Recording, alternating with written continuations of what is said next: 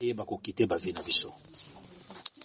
Et nzambe oyo abengaki biso ndenge na lobi ke na tiaki mwa verset o nzambe atyenga cœur esengeli tosambela nango lelo. Do lelo eza totangi verset tosambeli, totangi verset tosambeli ndenge tosalaki la fois passée.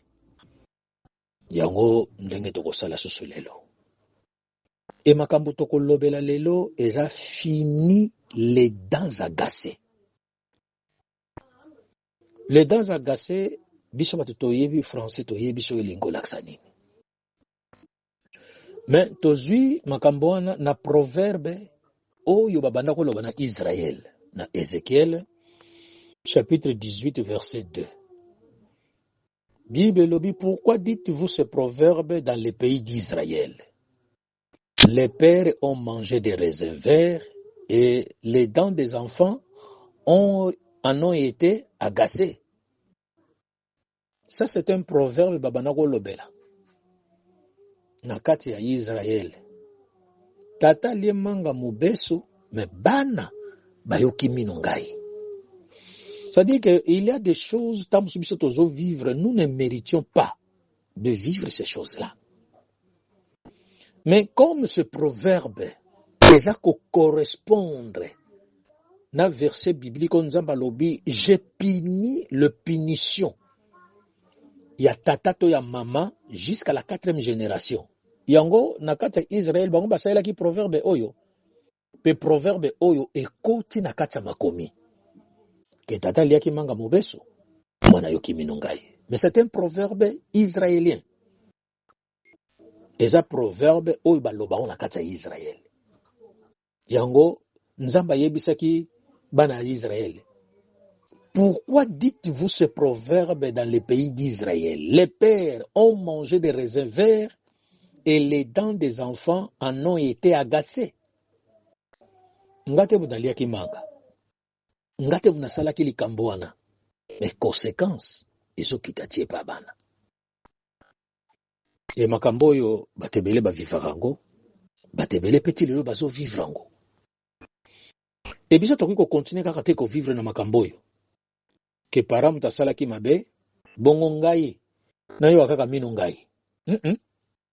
Nga kuko yo akaka minu ngai te. Osoki moto akomi na dents agacées, yaya, ataba pesi yo mukuwa. Pono buku tango okokate.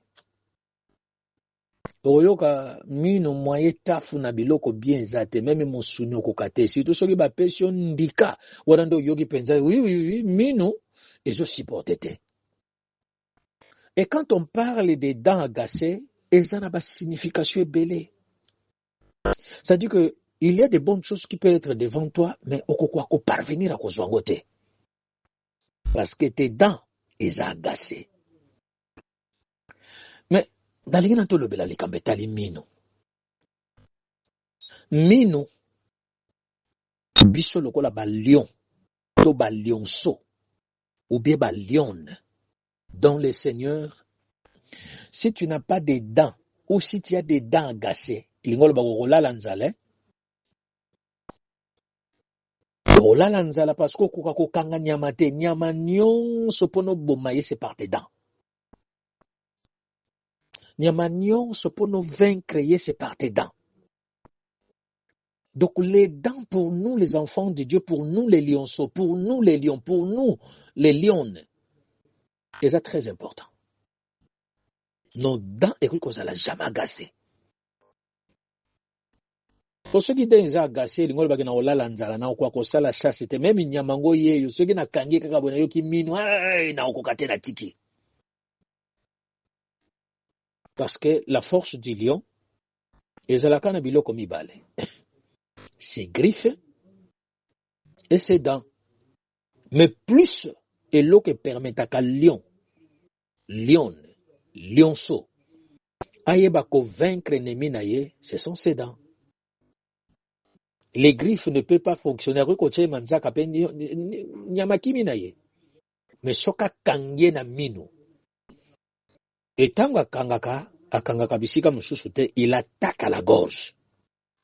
Parce qu'il y a que soki na kangie na gorge, c'est là oyo ngana kosilisa ye force nyonso. Sikoyo ba force wana oyo esengeli tozala nango ya combattre le monde des esprits. Et si la rabiso, pourquoi? Parce qu'il y a eu nos ancêtres, nos parents, nos arrière-parents, ils ont mangé des raisins. Et des raisins, zalaki mûrité, ce sont des raisins verts. C'est-à-dire que zalaki n'a pas lien, n'a pas alliance, n'a pas pacte au bango basala.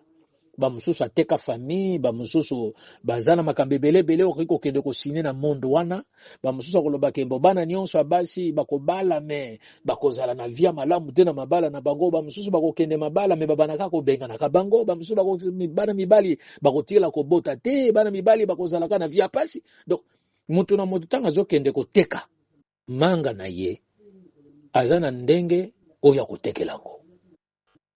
Mais conséquences wana nyonso eyaka pa na biso otoko ya sima oyoka minu ngai eloko yango pona o attraper yango tu ne parviens pas à attraper yango nzamba lobi siko boye.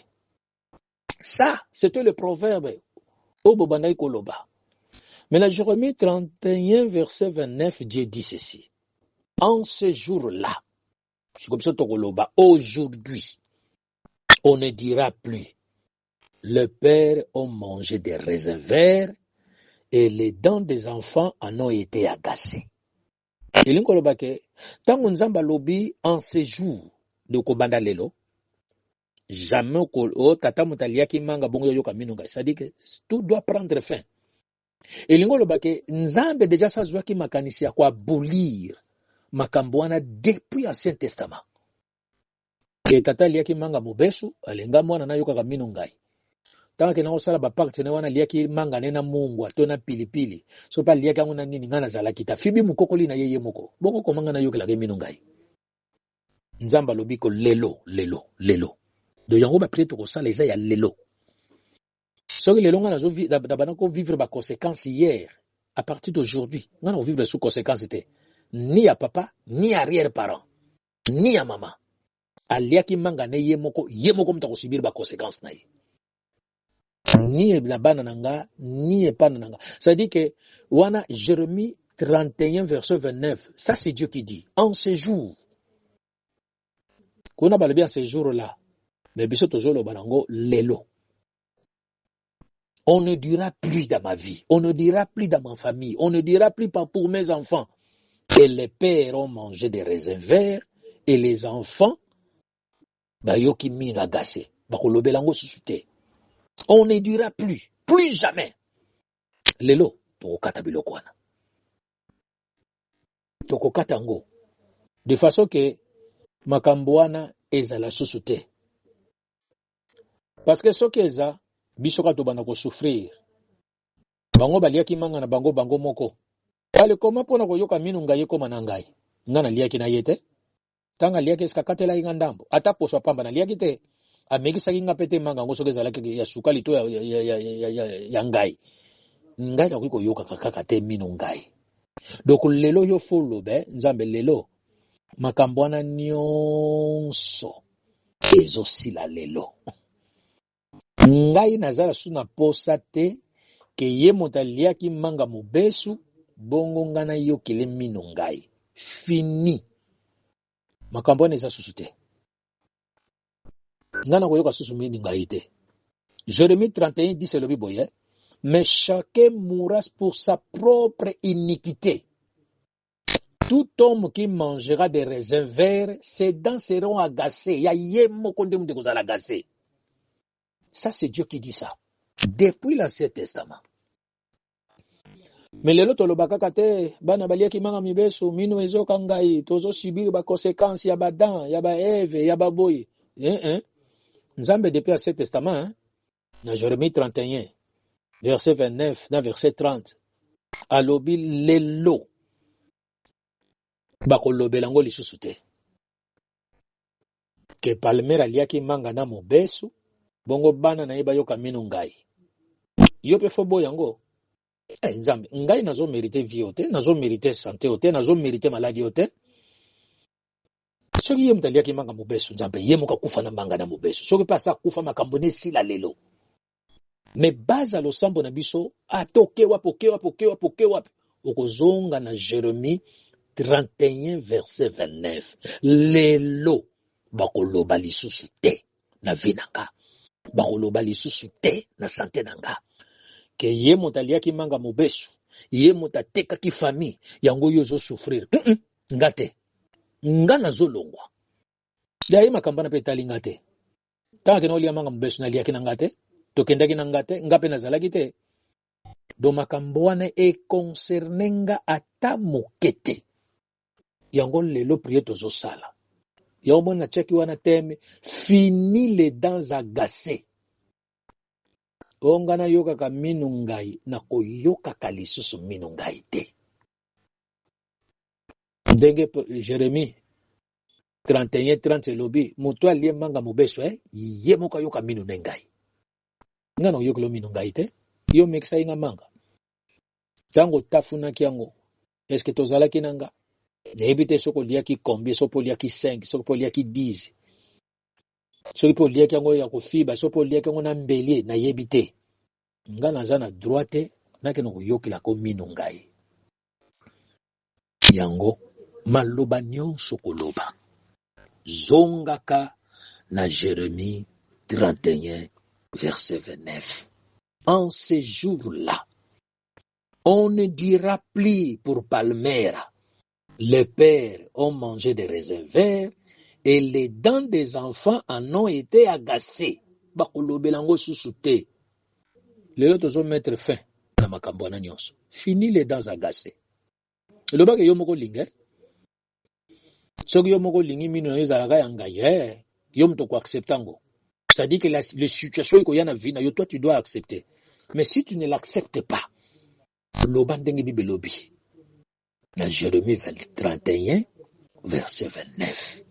Lelo nzambe nga nazo mettre fin. Nga na yoka so minu ngai te. Et puis minu ngai na yoka ki lobi ko banda lelo na yoka so minu ngai te. Minu nange zongi normal, vie nange zongi normal, futur nange zongi normal, yabana nange zongi normal. Ona famille na bise zalaka ka ki makambo ezalaka te, ngai te nzambe. Ngai te. Sikoponi koloba yote, bana ko rappeler, ya ona ko tokochaba si jeu de prière. Yesu makila na sombanga te. Esombanga kote baliaki manga mobesu.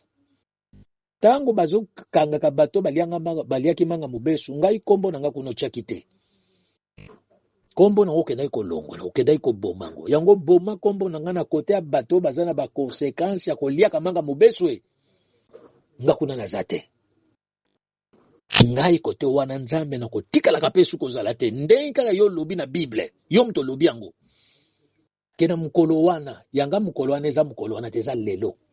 Ko banda lelo, malobo yonga na vina nga ekotikala ka lisusu te. Et se réaliser ko tata liaki manga mobesu alengambi ya vanga na yoka minu ngai. Na kotikala ko yoka so minu ngai te. S'il faut na boma na minu nanga na ko boma. S'il faut na bukuta na ko bukuta. S'il faut na lia na ko lia. S'il faut na kendo ko zeloko na zana ko besoin na ko zwa. S'il faut na posséder o singi na posséder na ko posséder. Yango makambo to kokota nango na losambo. Et na kata losambo yaya ko sambela te ya ko négocier. C'est ton droit. Awa nzambe mutalobi ces jours-là. Bakolobela susu makambo te. E Yesu tango ayaki pona longola yo na etawana. Asomba yo par son sang. Afuta nyongo wana ya manga mobesu. Soki baliaki di manga ya batu. Yesu afuta ngo pona yo. Afuta ngo pona bana na yo. Afuta ngo pona santé na yo. Afuta ngo pona libota na yo. Afuta ngo pona futur na yo. C'est-à-dire oza kuna te makambu wana etali yo te. Ona balabala na bino baliaki manga mobesu sengeli bafuta ka badionka balabala. Yo za kuna te. Ona quartier na bino kuna ezalaka fo futa ka puko soki buko lupango soki mpaku ya quartier. Yo kuna oza te. Muto moko asafuta nyongo. Ona yo. Yango balobi na mukola lelo. Bakolobela kutu makambo wana te pona vina yo. Bakotikala ka kolobela makambo wana te pona santé na yo. Bakotikala ka kolobela ka makambo wana te pona futur na yo. Yo pe boyango. Ndima ndenge Bible lobi. Si tu crois et loba nango Yesu et pas ya Marie na Marthe, tu verras la gloire de Dieu. N'étais-je pas dit que nga nazana pouvoir ya kosekusa même motasa kufaki? Mais singeli yo ndima, soko ndimi maloba oyo, omona réalité nango, okomona réalisation nango. Mais si tu ne crois pas, obana osantiri kaka mino ngai. Tango baninga bazozwa na bakoki wana ya kobukutaka. Ya kolia o bango bazana nango besoin.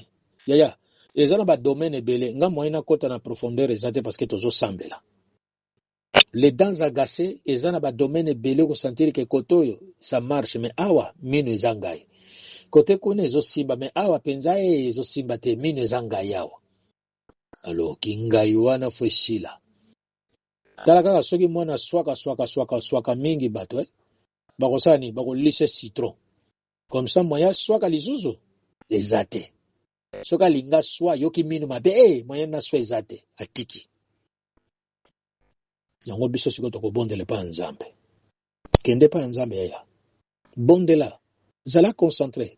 Tika distraction. Quand tu viens devant la présence de Dieu, bosala na batonions baza pene na yo wana. Bosana bango. De façon que osambela bien, pe lo sambo na yo, et pesame la réponse, et pas ya nzambe. Alors, tozo kende siko na présence ya nzambe, nalingi sikoyo oyeba kopusa pena makanisi no pa nzambe. Yaya po sambela bien faut koma na trône nzambe. Soko communauté oko sentir jamais la présence de Dieu devant toi.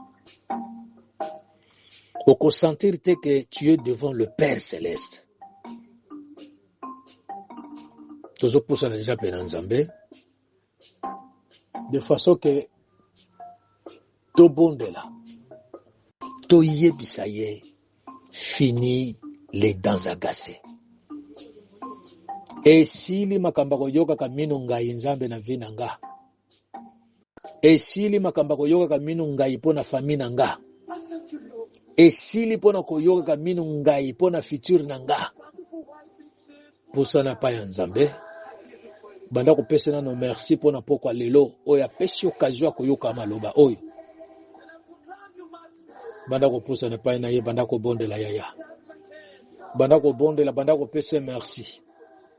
Banda ko remercier ye. Banda ko lobane nzambe merci parce que lelo pesi nga sous opportunité ya kopusana na présence na yo. Nebi kende nga na ye na présence na yo nzambe. Eza po ke yo zaki na besoin pe yo bongisa ki yango ke lelo nga na pusa na présence na pende na yo. Banda ko bondela yaya.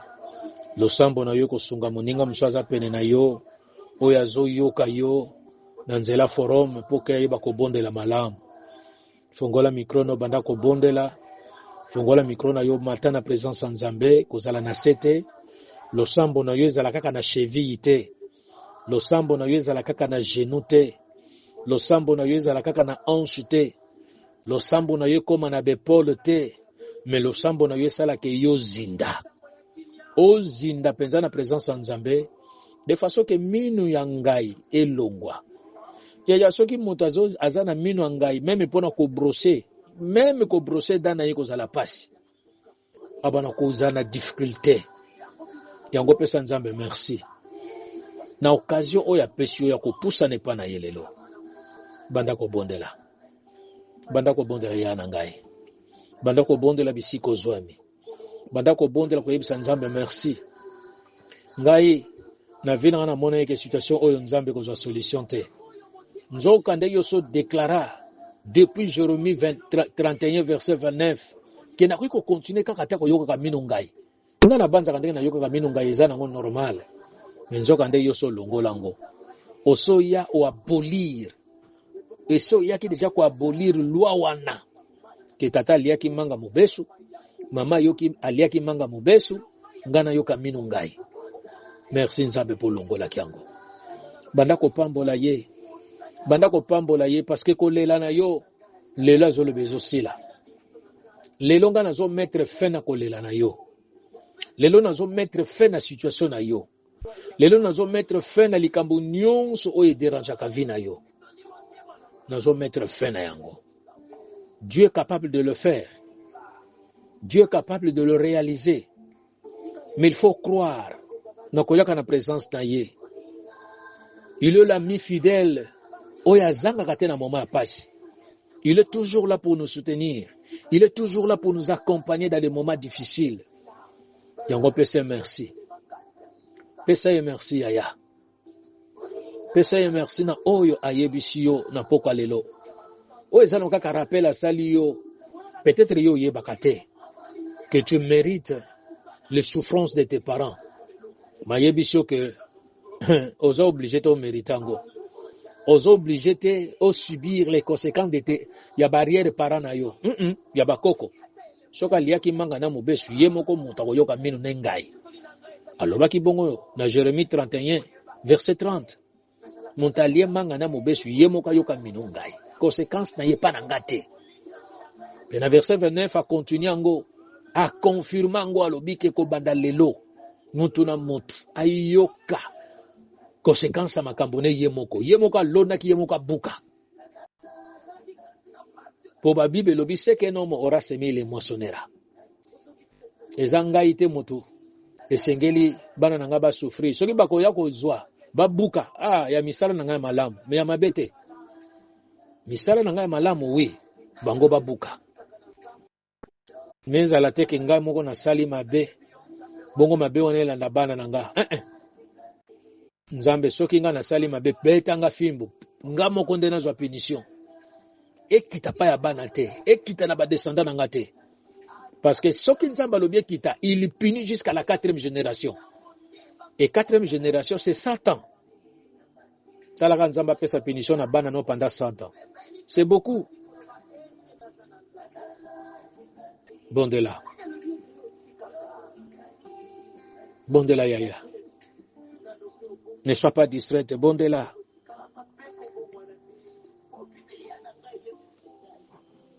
Merci Jésus. Gloire te soit rendue Jésus. La réalité que tu vis dans ta vie, tu ne mérites pas. Ça, c'est un proverbe qu'on disait en Israël. Tata liemanga mubesu mwana yoki minu ngai. Margenga inzambe na pesaka itumbu jusqu'à la 4e génération. Mais j'ai aussi le pouvoir de bannir. Yako annihiler, yako abolir. Loi wana o itelemela yo. Yango nzamba rappelé yo. Ce que tu vis là, si aujourd'hui tu dis que Seigneur, je ne veux plus de ça, il le fera. Il le fera parce que tu es sa fille, tu es son fils, tu es son héritier, tu es l'héritière. Il y a trône na ye. Oh Dieu, merci. Que ton nom soit béni, Jésus. Que ton nom soit exalté, mon Dieu. Que ton nom soit élevé, ô Père. Parce que ozali nzambe malamu. Ozali nzambe oyo azali kolongola biso na ba situation nyonso oyo ekanga biso. Ozali nzambe oyo azosala ke nzambe toyokaka susu mino ngai te. Ça c'est ton souhait. Ndengo lobaki na 3 Jean kuna, je souhaite que vous prospérez à tous égards, comme l'état de votre santé.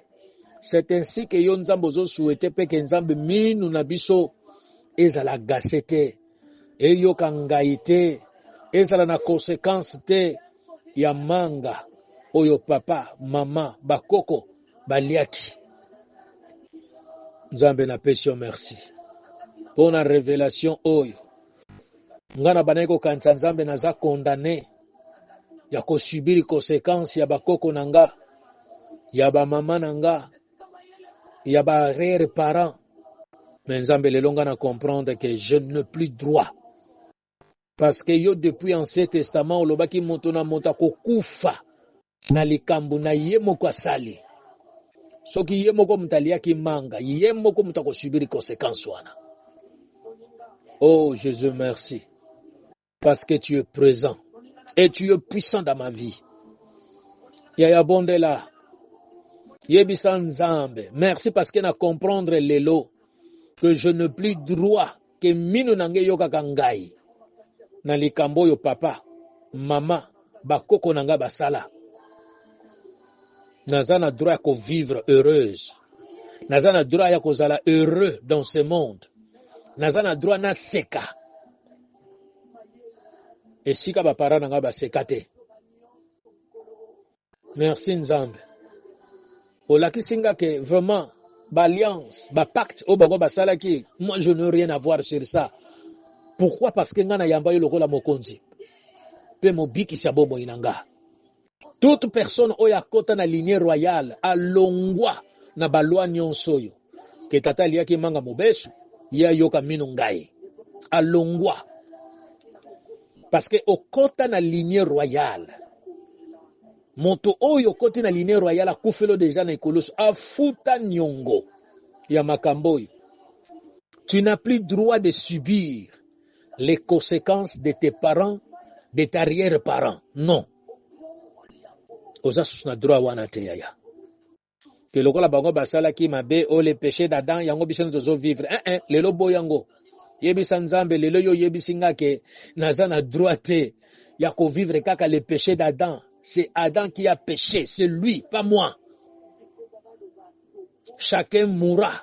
L'âme qui pêche, c'est celle qui mourra. Je n'ai jamais péché avec Adam. Je n'ai jamais péché avec mon père. Je n'ai jamais péché avec ma mère.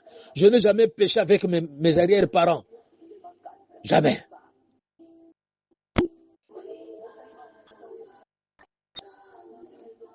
C'est ton droit, bien-aimé. C'est ton droit. Ne fermez pas ta bouche. C'est ton droit. Papa na yo. Parce que les lois qui établissent, c'est lui seul qui a le droit. Longola. Parce que ceux qui signent par ordonnance céleste, c'est toujours l'ordonnance céleste qui a abolir ango. Et qui a annulé ango. Montignon s'azalaka nommé par les décrets présidentiels. Longola répéta par les décrets présidentiels. Ce n'est pas n'importe qui qui a longola. De la même manière, et l'oconion c'est là qui signe dans le monde des ténèbres. C'est toujours dans ce monde-là que bakoya ko longola yango. Et ton Dieu te dit aujourd'hui, makambo wana fo sila. O te biso nyonso tozalaka na maladie héréditaire. Héréditaire, c'était pour eux, c'est pour leur famille. Ne confessez pas pour ta vie. Ne confessez jamais ça pour tes enfants. Ne confessez jamais ça pour ta arrière petit-fils. Jésus-Christ est capable de purifier ton sang puis de changer nature na yo. Jésus-Christ est capable, bien-aimé. Si tu crois dans ma kamba barrière parents, c'est alors que ekozalanda befe na vie na yo. Mais ce que je crois dans maloba nzambo ayebisio ce soir, bien aimé, ta vie va changer. Parce que nzamba zoloba en ce jour, c'est aujourd'hui même. On ne dira plus dans ta vie, on ne dira plus pour tes enfants, on ne dira plus. Nzamba lobi bako lobelango lisusu te. Que tata na bina bela ki maladi obino pe fobo bela, bozaka na droit ko bela parce que bozana makila na yete. C'est fini. C'est fini. Toza ba prisonnier te. On était des prisonniers. Tant on a yamba qui Christ était. Mais depuis le jour où on a reçu Christ comme Seigneur et Sauveur, tobima na prison satanique. Tobima na prison familiale. Tobima na ba prison nyonso ya ba quartier. Tobima na ba prison nyonso ya ba pays. Tobima na ba prison nyonso régional. Tobima na ba prison nyonso oyo ba khoyi ko kanga biso kuna. Il y a eu un sang qui a parlé pour ta liberté. Pour que yo vivre comme tes arrière-parents, comme tes parents. Tu as le droit. Bien-aimé. Si tu ne dis rien, ce que tu vis là restera. Ekotika là. Puis banagolo nzambe po nini anga likambo echangeaka te. Po na nini situation nanga o ezo umela parce que yo lingi yango. Soko lingi yango te, oboyango na vie na yo ekolongwa. Parce que Bible lobi nyonso kangi na se kangami na likolo. Nyonso fungoli na se et fungami pe na likolo. Alors, ce que ce jour, on ne parlera plus. Bakolobelango lisusu te que yo zalaka na maladie incurable. Bakolobelango lisusu te que yo zalaka na maladie héréditaire. Bakolobelango lisusu te que yo zala maladie familiale. Bakolobelango lisusu te que maladie wana na nzoto na yo eza lien ya famille. On ne parlera plus. Ça, c'est Dieu qui dit ça. On ne parlera plus. Bakolobelango lisusu te. Soki bango bayoka ki minu ngai etali bango ngate. Ngana ko yoka susu minu ngai te. Ngana ko subir susu conséquences ya makambo yote. Ce que je vécu hier, aujourd'hui, et kozala susu te na vinanga. Et kotika la kali susu kozala te. Oh Dieu merci. Merci Jésus. Merci mon Dieu. Que ton nom soit béni. Que ton nom soit exalté. Parce qu'aux Nzambe, oyaleke na nyonso. Yaya banda kotala siko na vina yo. Eloko nino wana o ezolakisa penza eza signe ya manga mobeso ya famille. Eloko nino ezolakisa vraiment que oyo zo vivre ezozala penza elembo ya oyo barrière para basalaki. Alors lelo bana oyebisa Nzambe omoni onga nazo vivre nazo mérita ngote ko banda lelo selon Jérémie 31:29 na linga ngoli sosote. C'est écrit et c'est ta parole. Je ne veux plus ça. Soko okoyeba te makamuni ne komami wana zwa Bible na yo fongola Jérémie 31:29 rappeler Nzambe. Kolobi ko banda lelo on n'en parlera plus de ça, de ça. De ça dans ma vie. Banda ko citer biloko yo bakoki ko lobelango susu te na vie na yo, na santé na yo, na foyer na yo, na futur na yo. Yaya banda ko yebisa Nzambe. Zo penza ta ko bondela. Ya bana ko yebisa Nzambe. Je dis bien. Tozo sambela selon Jérémie chapitre 31:29. On n'en parlera plus. Que likambo yo na vina yo bakolobelango lisusu te. Donc ceux qui balobela kiango hier ou bien avant la prière, après la prière, on n'en parlera plus.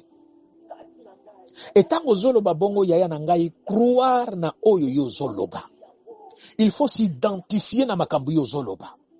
Comment na teke makambu yo zoloba izaka ka ba palavre ba bla bla bla ndenge bato balobaka, mais c'est la réalité.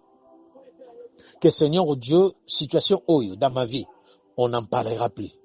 Donc, ce qui est avant la prière, mais après la prière, on n'en parlera plus. Situation oyo bakolobelango lisusu te.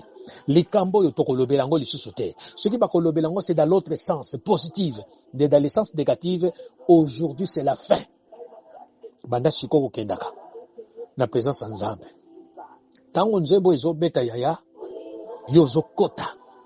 Na bozido ya koyebisa Nzambe makambo yo bakomi na Jérémie 31:29. Toke na présence Nzambe. Kende sikoko bondela. Kende koyebisa Nzambe. Seigneur Dieu, si hier, si à 20h, balobela ki likambo yo pona vinanga, ko banda sikoyo, likambo yo bakolobelango susute na vinanga. Oyo bakolobelango susute na vinanga. Oyo bakolobelango susute na vinanga. Situation oyo na vinanga ko banda lelo sili. Likambo oyo na via bana nanga ko banda lelo sili. Mais avokota na bana, avokota na famille, banda na nupa na yo. On donne que c'est qu'on a. Toke na présence Nzambe. Prions maintenant. Banda ko bondela. Banda ko bondela selon Jérémie 31:29. Soko yebi maloba bakomi kuna te fongola Bible no bisika oza. Banda ko yebi Nzambe. Ngate muna komaki makambo yo. Makambo eza maloba na yo. Yo muto lobaki. Na mukola lelo bakolobela lisusu te. Na vina nga palomera. Ke tata na bango, mama na bango, bakoko na bango, baliaki manga mobeso. Bongo nga palomera na yoka minu ngai. Bakolobelango lisusu te.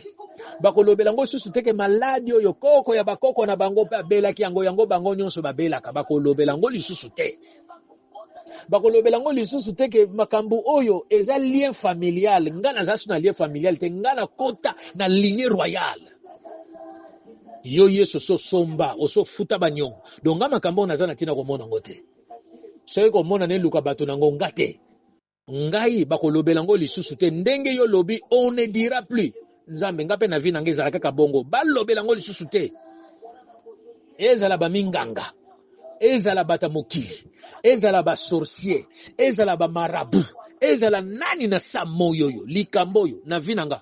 Balobela ngo lisusu te. Échanger nature. Banda ko loba epanza. Banda ko solana yaya. Kokanga monoko te. Bible lobi demandez et vous recevez. Cherchez et vous trouverez. Soko lobi eloko te yaya. Eloko mongo pete ko salama. Yo oza awa te po yoka losambo baninga. Oza awa po bondela. Oza awa po no plaider cause na yo.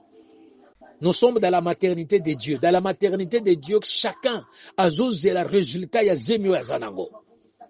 Alors va prier. Kende ko bondela. Selon Jérémie 31 verset 29. Ce peut quoi associer on a verset 30 nzambe. Ce qui papa mutalia ki manga mobeso makabango etali ngate. Ce qui na famille na bango bazalaki na ba maladie nzambe ngai na ba vina nga na bana nga na linyango te. Penati na lingu tukomona ngo pete ni trace. Na mona ngo te. Mutu na likambo na ye. Nga na ya epangi na yo oza makambo na nga nyonso changeango. O changea ba donner na nga nyonso. Ya santé, ya vie. Nyonso so changea. Onga na zo mono nzambe nga na yebikeza ngate. Ekende na bakoro nango. Muntu na muntu ndengo lobi na Jérémie 31 verset 30 akoshibiri conséquence ya manga na liaki ngate nzambe nga na zana droite ya ko mériter makamboyo balobela ngo susite na vie na nga soko sisi ko loba pona vie na yo olobi pona bana na yo olobi pona famille na yo balobela ngo susite na famille na biso nzambe ke tokola kaka na souffrance tokola kaka na kolela tokola kaka na bapasi balobela ngo lisusu te ko banda lelo situation oye changer na kombo na yo Yesu. Dieu le fera. Si tu crois réellement dans ton cœur.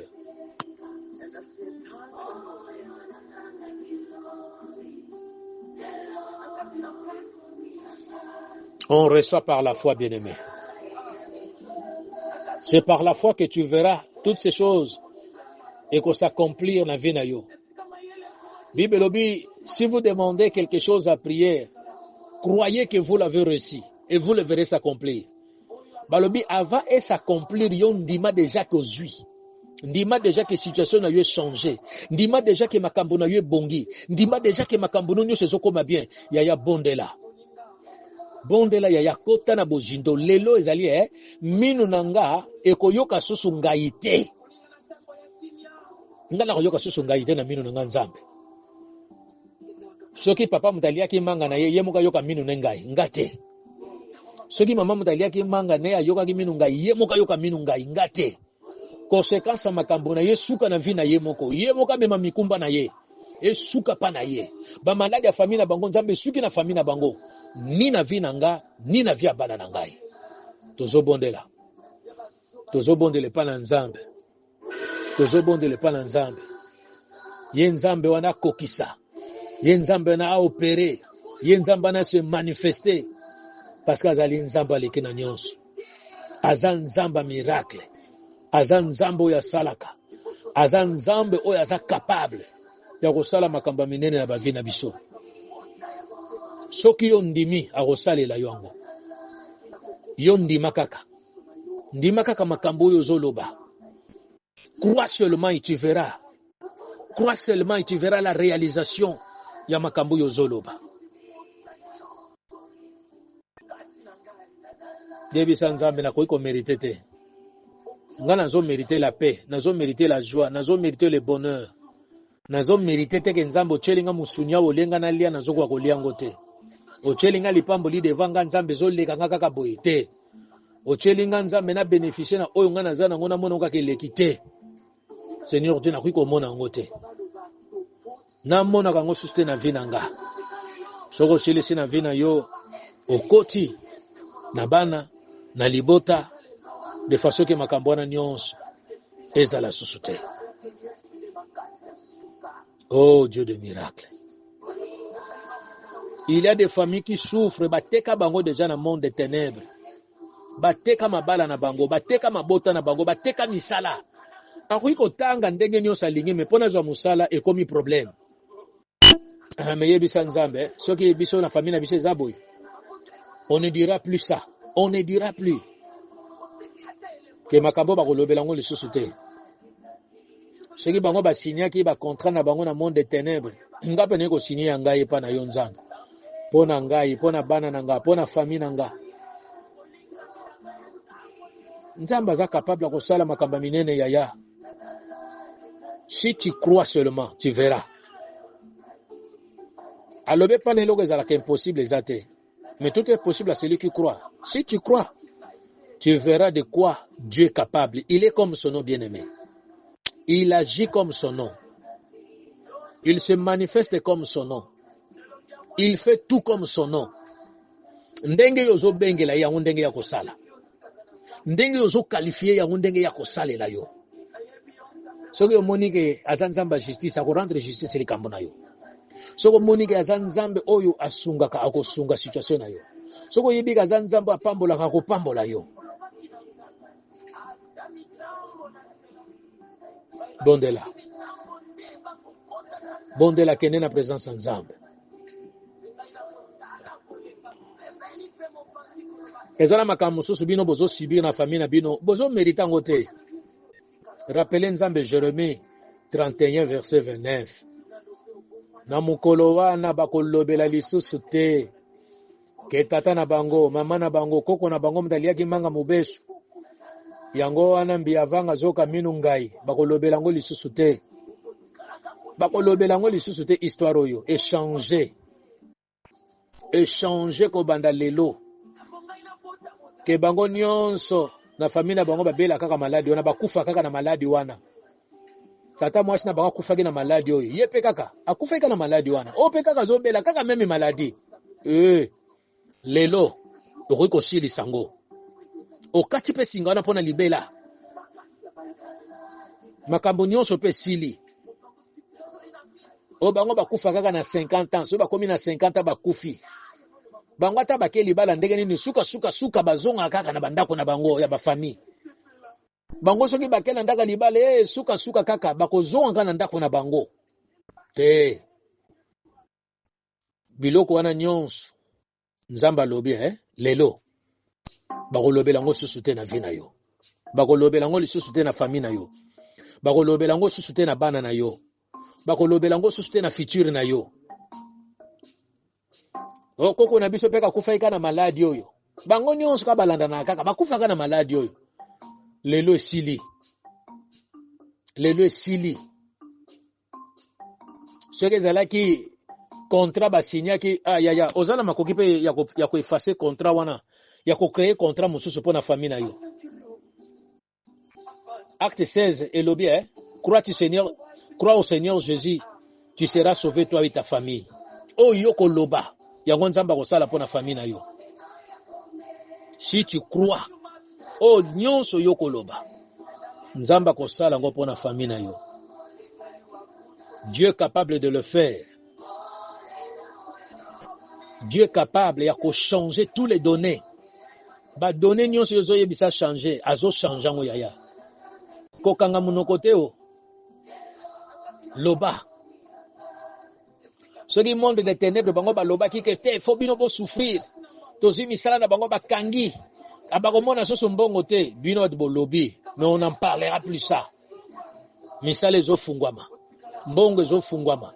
Bozwaki mbongo na ye, bozi misala, bozi malibala, bozi soki mabota bokangi kuna na nzete.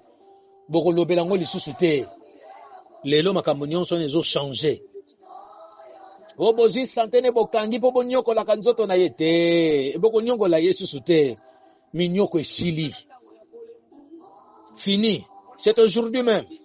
Et c'est maintenant. Ce n'est pas demain. Ce n'est pas après demain. C'est maintenant. On ne dira plus ça. C'est Dieu qui l'a dit. Jérémie 31, verset 29. On ne dira plus ça. On ne dira plus. Ni nango bakoloba suste na vie na yo.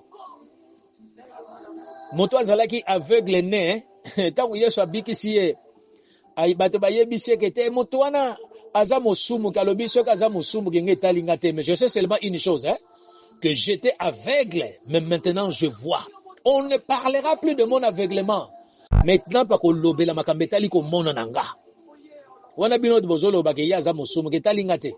Mais moi je sais une chose, que j'étais aveugle, que maintenant je vois. On ne parlera plus de mon aveuglement.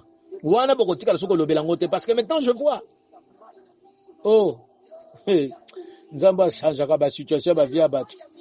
Motabota ma aveugle de naissance, mais en mon ici. Nzambo aza merveilleux. Aza merveilleux Nzambo. Esika mino ebana koyoka ngai. Lipamboli yango ezoleka nga nazokoka kosaisir yango te. Nazokoka te ko attaché na eloko yango. Mais Dieu, grâce à lui, il a ouvert les portes. Alongolaki ba barrière nyonso na ekulusu. Tango azalaki na ekulusu avakata motema. Le rideau du temple ekabwanaki en depe kwei lelie tresse monanaki afungolelaki yo porte. O bakangela bino ba porte nyonso po bino bobonga te, bino bomona nzela libala te, bomona nzela ya maternité te, bomona nzela boyete. Wana yo nani? On n'en parlera plus de ça. O baloba ke famille na ba ko souffrir kaka. Moko ta ko tigala ko bonga, bango bato balobaki, on n'en parlera plus de ça. Bako changer maloba. Ndenge moto oyo baba nako zela pola kufa. Balobi ndeke vipere kufa essuyer esili. Ya banza ndenga kimi na mai kita ko bika. Bazo zela kufa 1 heure, 2 heures, 3 heures azo kufa te. Bible lobi ils ont changé d'avis. Ndenge mokope mokili oyo eloba mabe pona yo bazo changer avis, bazo mona que ton Dieu est grand. Ton Dieu azo sala makambo yo zoloba na ye yaya. On n'en parlera plus na makambo kala kala wana na vie na yo. On n'en parlera plus érotique à la histoire. Oh, ton Dieu est vivant. Ton Dieu est merveilleux. Que son nom soit béni. Que son nom soit exalté. Que son nom soit élevé dans ta vie. Que son règne eumela libela na bisika yo nyonso kotelema. Esika yo kozala règne ya Nzambe accompagner yo. Esika yo kotelema ozala accompagner toujours na règne ya Nzambe, na gloire ya Nzambe. Etambola na yo elongo. Et fini. Ce qu'on disait hier, aujourd'hui, après la prière, on n'en parlera plus de ça. Ils ont changé d'avis. Ils ont changé d'avis. Et ils diront dans ta vie, c'est l'Éternel qui est Dieu. C'est l'Éternel qui est Dieu. C'est l'Éternel qui est Dieu dans sa vie. Alléluia. Tu es le Dieu de miracles. Tu es le Dieu oyo abongisa makambo kitoko. Pona via moko moko na biso avant que toya na sa moyo. Makambo yo bongisa ki Nzambe yango biso toko vivre. Eza ba plan ya bata mokili te. Eza ba projet na bango te Nzambe. Oyo biso bana no toko vivre. Toko éclater. Nzambe, gloire na yo bisika no biso toko zala. Bakomona gloire na yo Nzambe éclater. Pe yo zali ko sala makambo minene na kati ya bomoi na biso. Que ton nom soit béni. Que ton nom soit exalté. Que ton nom soit élevé. Parce que tu es Dieu et ton règne n'a pas de fin. Régnez pour des siècles dans la vie de tout et chacun de nous. Régnez pour des siècles dans nos vies. Régnez pour des siècles dans nos santé. Régnez pour des siècles, Seigneur Dieu, pour notre avenir. Dans notre avenir, Nzambe, régnez na yo pour des siècles. Tikete kombo na yo, ozwa lokumu. Pona nyonso yo kokisi, na bomo ya bana na yo. Fini les dents agacées. Toko yoka lisusu minu ngai te Nzambe. Siko toko zwa. Tozo entrer en possession ya nyonso oyo tiaki liboso na biso, ya nyonso oyo bongisa mpo na biso, tozokota en possession de ça, tozozwa yango au nom de Jésus, pe tozovivre ndenge mitema na biso elingi tovivre. Et c'est là, au nom de Jésus-Christ, qui a tout accompli sur la croix de Golgotha, nous disons Amen.